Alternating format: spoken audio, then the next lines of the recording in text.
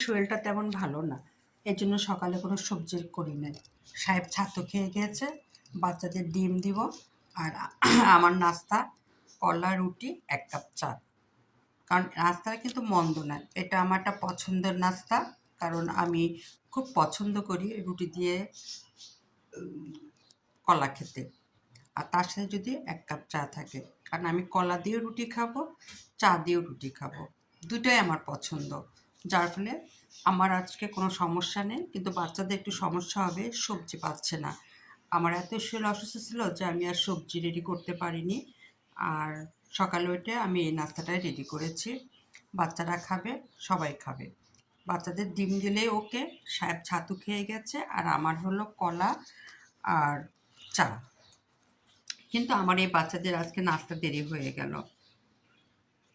এনাকে আজকে cat food দিচ্ছি, কিন্তু ইনি ক্যাট ফুড খাচ্ছে না, উনি এখন মাছ খাবে। এই জন্য আমি আবার মাছ বসিয়ে দিয়ে আমি নাস্তা করতে বসছি। কারণ আমার নাস্তা দেরি হয়ে গেলে আর এদের খাবার দেওয়া শুরু করলে আমার নাস্তা সকালে হবে না। এদের যত্নে আমি লেগে যাব। কি হয়েছে ময়না? মা খাচ্ছে এই জন্য তুমি তাকাই আসছো? না, তোমার খাবার আমি রেডি করছি।